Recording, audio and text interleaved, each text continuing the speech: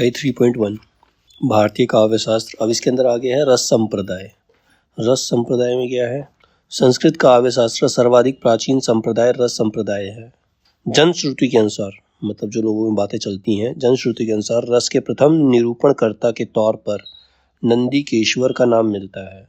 सबसे पहले रस का जो निरूपण किया था वो किसने किया था? नंदीकेश्वर ने।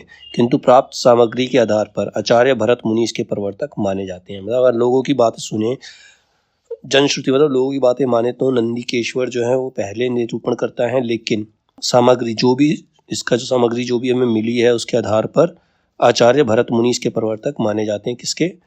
रस संप्रदाय के। संस्कृत के प्राय सभी प्रख्यात आचार्यों ने रस का चिंतन किया, जिससे रस सिद्धांत अधिकाधिक पुष्ट होता गया। रस का सामान्य अर्थ पदार्थ आदि से रस से लिया जाता है, किंतु काव्य शास्त्र में इसे काव्यानंद के अर्थ में समझा जाता है। काव्य को पढ़ने, सुनने और देखने से प्राप्त होने वाला आनंद ही रस है। रस का व्युक्तिपरक अर्थ आस्वाद है। कहा भी गया है रस्यते आस्वादते इति रसः। विभिन्न आचार्यों द्वारा रस निरूपण। अब अलग अलग आचार्यों ने रस का निरूपण किस प्रकार किया? सबसे पहले आचार्य भरत मुनि। आचार्य भरत मुनि ने रस और भाव का विवेचन नाट्य शास्त्र के षष्ठ और सप्तम अध्यायों में किया, मतलब छठे और सातवें। भरत मुनि ने रस और भाव का विवेचन नाट्य शास्त्र के, ये इनका ग्रंथ है नाट्य शास्त्र भरत मुनि का, इसके छठे और सातवें अध्याय में रस और भाव का विवेचन किया है। उनके अनुसार विभान और भुभाव व्यभिचारी संयोगादर्श निष्पत्ति, यानी कि विभाव, अनुभव और व्याभिचारी भाव, यानी कि व्याभिचारी भाव क्या होता है? संचारी भाव। इसके संयोग से रस की निष्पत्ति होती है। जिस प्रकार अनेक प्रकार के व्यंजनों से युक्त अन्न भोग करते हुए स्वस्थ पुरुष आनंद की प्राप्ति करते हैं। अब क्या होता है, जब खाना खाते हैं तो खाने में कोई एक ही प्रकार का व्यंजन तो होता नहीं, अलग अलग प्रकार के व्यंजन होते हैं, उसी से उसे संतुष्टि प्राप्त होती है। उसी प्रकार विभाव, अनुभव और संचारी भावों से संपन्न स्थायी भावों का आस्वादन करते हुए सहृदय जन रस का आनंद लेते हैं। तो रस का आनंद भी, उसमें भी अलग अलग टाइप के भाव विभाव होते हैं, संचारी भाव होते हैं, अनुभव होते हैं। तो इन सबको मिला करके जो स्थायी भाव का आस्वादन करते हुए जो उनको रस प्राप्त होता है, उसी को रस संप्रदाय कहते हैं। ये भरत मुनि का मानना है। इसके बाद भामय ने काव्य रस की बात की। अलंकारवादी आचार्य होने के कारण रस को अलंकार और विभाव को रस माना। लोक स्वभाव की अनुकूलता से रस की सृष्टि होती है। भामय कहते हैं कि लोक स्वभाव की अनुकूलता मतलब हर व्यक्ति का स्वभाव अलग अलग होता है, बिहेवियर अलग अलग होता है, उस हर किसी के लिए रस की डेफिनेशन अलग होती है। हर किसी को एक ही चीज में आनंद नहीं आता। किसी को पुराना संगीत सुनने में आनंद आता है, किसी को कविता सुनने में आता है, किसी को नए गाने सुनने में आता है। सबका अलग अलग नेचर होता है। तो लोक स्वभाव की अनुकूलता से रस की सृष्टि होती है। दंडी के अनुसार माधुर्य गुण रस का पर्यायवाची है। दंडी कहते हैं कि माधुर्य गुण जो है रस का पर्यायवाची है। इन्होंने रस की सत्ता को ग्राम्य तत्व दोष के परिहार में ही माना। दंडी के मतानुसार सभी अलंकारों का ध्येय काव्य को रसमय करना है। दंडी के बाद आते रुद्रट ने अलंकारवादी होते हुए भी रस को अलंकार से भिन्न मानते हुए उसका विवेचन किया था। इन्होंने रस के अनुकूल रीतियों और वृत्तियों के प्रयोग पर बल दिया था। फिर इसके बाद आते हैं आनंदवर्धन। आनंदवर्धन ने रस को केंद्र बिंदु मानते हुए समस्त काव्य तत्वों का महत्व माना। ये रस को सर्वाधिक महत्व देने वाले आचार्य थे। फिर आते हैं अभिनव गुप्त। अभिनव गुप्त ने रस को इस प्रकार परिभाषित किया, उन्होंने रस की अलग से डेफिनेशन दी। सर्वथा रसनात्मक विविधिन्न प्रतीतो ग्राहो भाव एवं रस। इसके बाद धनंजय ने रस की निम्न परिभाषा दी है। वो कहते हैं विभावेरुन्भाव वैशिच साति कैवरे विचारी भी आनिन्य मान है स्वाघत्व स्वामी भावो रस स्मृत। इन्होंने इसका रस की परिभाषा संस्कृत में दी है। इसके बाद मम्मट ने रस को ध्वनि के एक भेद, मम्मट कहते हैं रस जो है ध्वनि का एक भेद है, क्या? असंलक्ष्य क्रम व्यंग ध्वनि, उसमें स्थान दिया है। इन्होंने काव्य का सकल प्रयोजन मौलिभूतम भी स्वीकार किया है। मतलब वो सारा उसका पूरा प्रयोजन क्या होता है? मूल रूप से मनुष्य के अंदर रस पैदा करना, मतलब इंटरेस्ट पैदा करना। उन्होंने रस की परिभाषा यही मानी है। उन्होंने रस की परिभाषा दी है व्यक्तः स तैवर भावागाव बाघो स्थायी भावो रस स्मृत। क्षेमेंद्र ने अपने संप्रदाय औचित्य की स्थापना रस को आधार मानकर ही की है।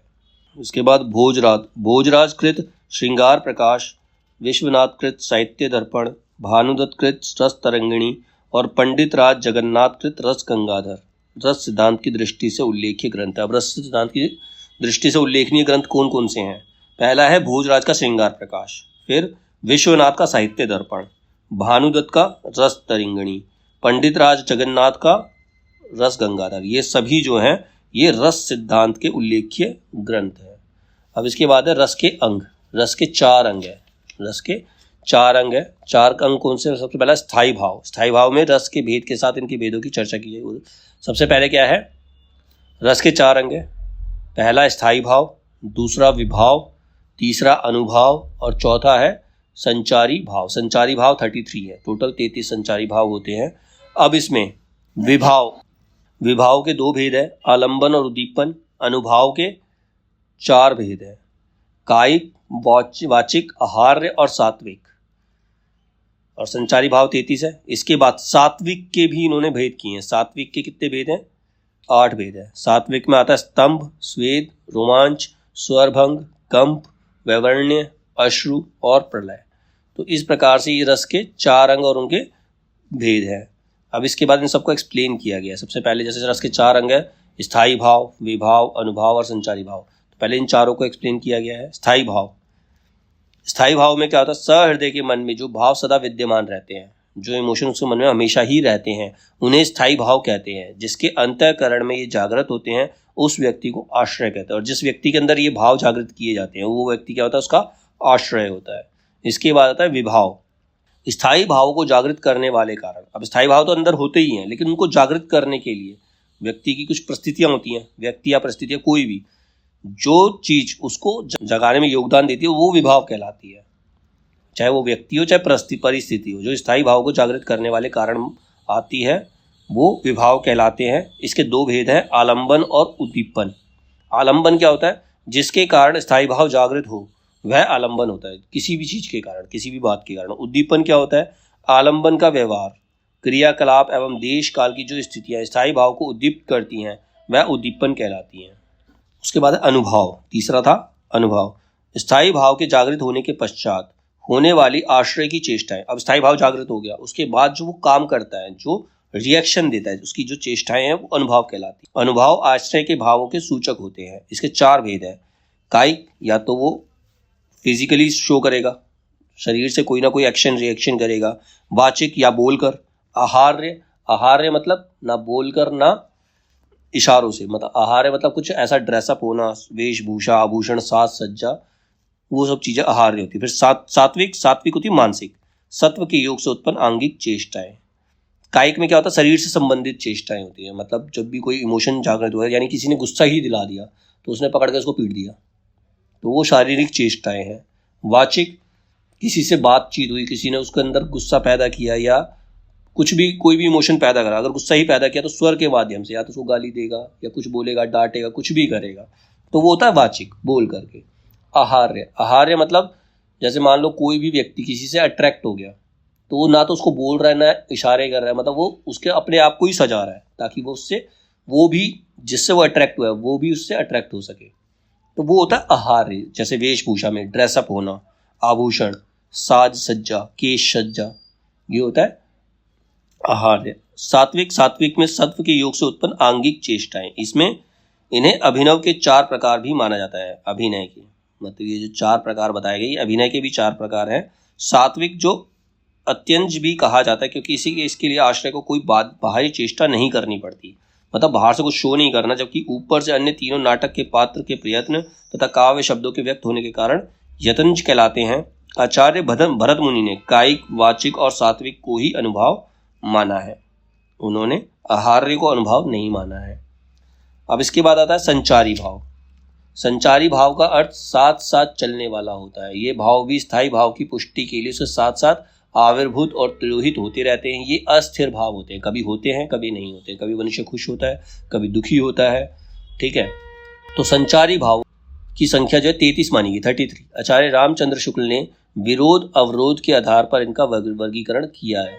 सबसे पहले सुखात्मक, इसमें गर्व का महसूस होना, औत्सुक्य मतलब एक्साइटमेंट, हर्ष खुशी, आशा, मद संतोष, चपलता, मृदुलता, धैर्य, ये सब सुखात्मक अनुभूतियां हैं, ठीक है, संचारी भाव है। दुखात्मक में लज्जा, असूया, अमर्ष, अभयता, त्रास, विषाद, शंका, चिंता, निराश्य, उग्रता, मोह, अलसता, उन्माद, असंतोष, ग्लानि, अपस्मार, मरण, व्याधि, व्याधि बीमारी होता है, ठीक है। तो ये दुखात्मक है। फिर आता है उभयात्मक। उभयात्मक में क्या होता है? आवेग। आवेग मतलब एकदम से जोश आ जाना किसी तरह, स्मृति, कोई याद आना, विस्मृति में भूल जाना, दैन्य, जड़ता, स्वप्न, चित्त की चंचलता। उसके बाद आता है उदासीन। उदासीन में आता है वितर्क, मति, श्रम, निद्रा, विबोध। संस्कृत में भानुदत्त और हिंदी में देव ने एक अन्य संचारी भाव छल का भी उल्लेख किया है। मतलब संस्कृत में ये इसका उल्लेख किया था भानुदत्त ने और हिंदी में किया था देव ने। तो एक और संचारी भाव होता है वो तो छल, जिसे अन्य आचार्यों की मान्यता नहीं मिल सकी। भरत मुनि ने अपने ग्रंथ के भावों की संख्या 49 मानी है। उन्होंने अपने ग्रंथ में भावों की जो संख्या मानी है 49, जिसमें 8 स्थायी भाव है, 8 सात्विक भाव है और 33 संचारी भाव है। तो ये रस के हो गए 4 अंग। इसके बाद है रस के भेद।